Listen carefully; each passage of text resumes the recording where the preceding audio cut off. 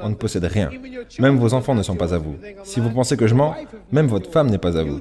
Vous mourrez et revenez une année après et allez dormir dans votre chambre à coucher et vous verrez si votre femme est toute seule. J'aimerais savoir, qu'allez-vous faire une fois que vous aurez pris votre retraite en tant que boxeur? I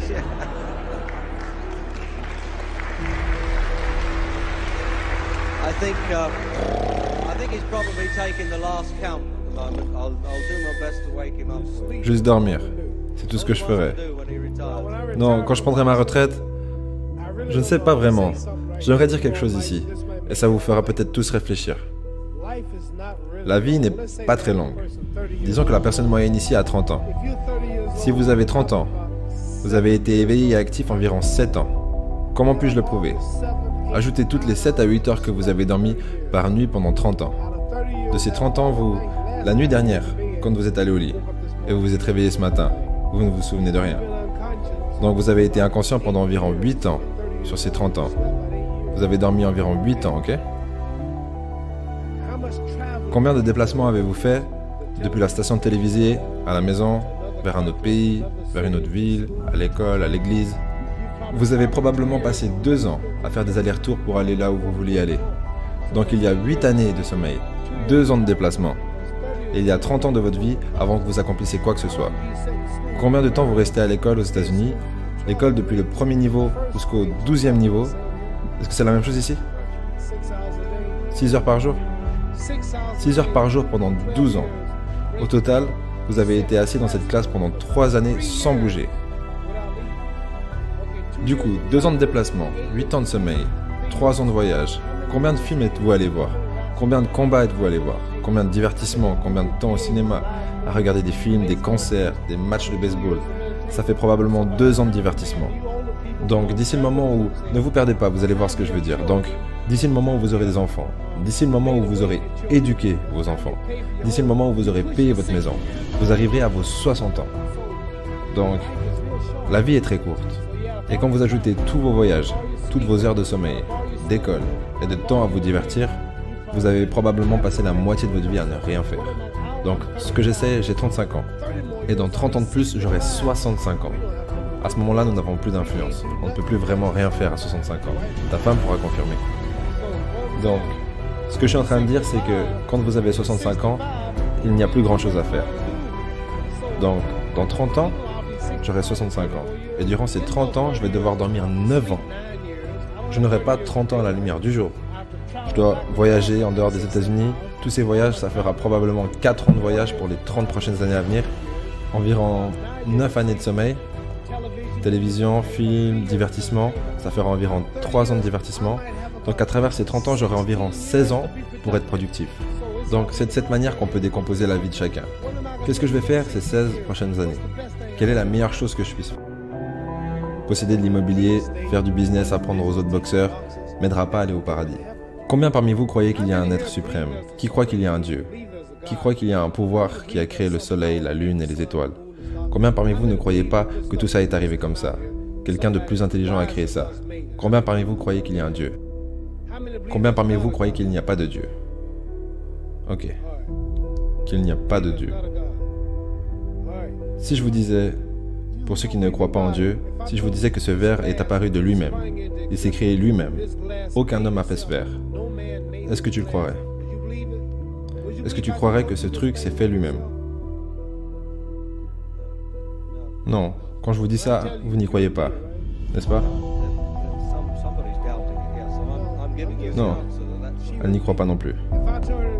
Si je vous disais que ce plateau télé est apparu de lui-même en existence, et qu'aucun homme ne l'a fait, vous diriez que Mohamed Ali est un fou. Donc ce verre ne peut pas se créer lui-même. Si je vous disais que vos habits que vous portez se sont cousus eux-mêmes, personne ne les a créés, ces habits se sont créés eux-mêmes, vous ne me croirez pas. Mais si vos habits n'ont pas pu se faire seuls, si le verre n'a pas pu se faire seul, si ce building n'a pas pu se faire tout seul, comment est-ce que la Lune est apparue là-haut? Comment est-ce que les étoiles, Jupiter, Neptune et Mars, et le Soleil, comment est-ce que la nature, comment tout ça est apparu si personne de plus intelligent ne l'a planifié? Donc ce que je veux dire c'est que je crois qu'on sera jugé. Est-ce qu'un homme comme Hitler peut tuer tous les juifs et s'en sortir comme ça? Quelqu'un le punira. Si ce n'est pas maintenant, ça sera quand il meurt. en enfer pour l'éternité. Donc ce que je vais faire quand j'aurai fini la boxe, ça sera de me préparer pour rencontrer Dieu. Parce que mon avion pourrait très bien exploser. Est-ce que les avions n'explosent pas par ici des fois? Est-ce que les gens ne meurent pas tous les jours? Ok, c'est une chose effrayante de penser que j'irai en enfer pour brûler pour l'éternité. Donc, qu'est-ce que je vais faire? Je prends tout ce temps pour répondre à une question simple parce que vous me posez une question et je ne peux pas juste répondre comme ça. Quand j'aurai fini ma carrière dans la boxe, je ferai tout ce que je peux pour aider les gens. C'est pour ça que je suis ici aujourd'hui avec Johnny Walker, ce pauvre homme qui est venu jusqu'aux États-Unis. Et il y a plusieurs gars qui ont besoin d'argent. Et quelqu'un m'a appelé pour que je vienne les aider. Dieu me regarde. Dieu ne me fait pas d'éloge parce que j'ai battu Joe Frazier. Dieu n'en a rien à faire de Joe Frazier. Dieu s'en fout de savoir que l'Angleterre, l'Amérique est riche. Tout est à lui. Il veut savoir comment est-ce qu'on s'aide les uns les autres. Comment est-ce qu'on s'entraide. Donc, je vais dédier ma vie pour utiliser mon nom et ma popularité pour aider des associations, aider les gens, réunir les gens. Les gens s'envoient des bombes à cause de leurs croyances religieuses. On a besoin de quelqu'un dans le monde pour aider à établir la paix. Donc quand je meurs, s'il y a un paradis, je veux le voir. Parce qu'on vit combien de temps? 80 ans? Les probabilités sont que certaines personnes dans cette pièce seront mortes dans les 20 ans qui viennent. Certains d'entre vous seront morts dans les 50 ans qui viennent, d'autres dans les 30 ans, 60 ans et d'autres dans 70 ans qui viennent. On va tous bientôt mourir. Et disons que vous vivez 125 ans, ce qui n'arrive pas. N'est-ce pas? Disons que nous vivons 250 ans et que vous pouvez avoir du sexe pendant 125 ans. Vous arriverez de toute façon à la fin après ça. Donc, on a environ 80 ans sur cette terre. C'est un test pour voir si nous passerons notre vie en enfer ou au paradis. Ce que vous vivez maintenant n'est pas la vraie vie. Votre vrai vous est en vous. Votre corps vieillit. Allez voir dans un miroir. Vous allez perdre vos dents, vos cheveux vous abandonneront, votre corps fatiguera, mais votre âme et votre esprit ne mourront jamais. Ces choses vivront pour toujours. Donc votre corps est juste une maison pour votre âme et votre esprit. Dieu nous teste pour voir comment est-ce que l'on vit, comment est-ce que l'on se traite, pour ensuite que l'on puisse découvrir notre vraie maison au paradis. Donc toutes ces choses physiques ne dureront pas très longtemps. Donc ma voiture, ce building sera toujours ici lorsque l'homme qui l'a construit sera mort. Il y a beaucoup de rois et de reines d'Angleterre, ils sont tous morts. Après le roi actuel, un autre suivra. Donc on ne restera pas là, nous sommes juste des occupants. On ne possède rien. Même vos enfants ne sont pas à vous. Si vous pensez que je mens, même votre femme n'est pas à vous. Vous mourrez et revenez une année après, et allez dormir dans votre chambre à coucher, et vous verrez si votre femme est toute seule. Vous ne possédez pas votre femme. J'ai divorcé. Vous avez peut-être entendu parler de ça. Et mes 4 enfants appellent un autre homme papa maintenant. Ils ne me voient plus maintenant.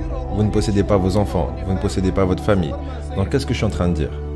La chose la plus importante dans la vie, c'est qu'est-ce qui va se passer quand vous mourrez? Irez-vous en enfer ou au paradis pour l'éternité? À quel point est-ce que l'éternité c'est long? Imaginons, prenons le désert du Sahara. Il y a beaucoup de sable dans le désert du Sahara, n'est-ce pas? Maintenant, imaginez qu'un grain de sable représente 1000 ans. Et que quand vous êtes en enfer en train de brûler, après votre mort, vous brûlerez pour toujours et sans fin. Combien de temps ça veut dire? Pour vous donner une idée, si on revient sur ce désert, je vous ai dit d'attendre 1000 ans. Et tous les 1000 ans, vous prendrez un grain de sable, jusqu'à ce que le désert soit vide. Ok? Attendez 1000 ans, prenez un grain de sable. Attendez 1000 ans de plus, avant de prendre le prochain grain de sable. Continuez à faire ça jusqu'à ce que le désert soit totalement vide. Je veux dire, les États-Unis n'ont que 200 ans. Il y a donc 800 ans de plus avant le prochain millier. Donc moi, ça me fait juste peur de savoir que je peux mourir un jour et aller en enfer. Je suis dans un avion qui pourrait exploser. Je suis toujours en train de voyager. Et de devoir aller en enfer et que Dieu me juge. La police, par exemple, je pourrais tuer des gens, je pourrais voler des gens. Les autorités ne pourraient ne pas m'attraper. Le FBI, Scotland Yard ne m'attraperont peut-être pas. Mais quand je mourrai, quelqu'un me regarde et garde ses comptes. Et je ne pourrai pas m'enfuir. Et je brûlerai pour toujours et à jamais. J'irai au paradis. Donc, qu'est-ce que je ferai quand j'aurai fini la boxe? Je n'ai que 16 ans pour être productif. Donc, je vais me préparer à rencontrer Dieu et aller au meilleur endroit. Ça fait sens?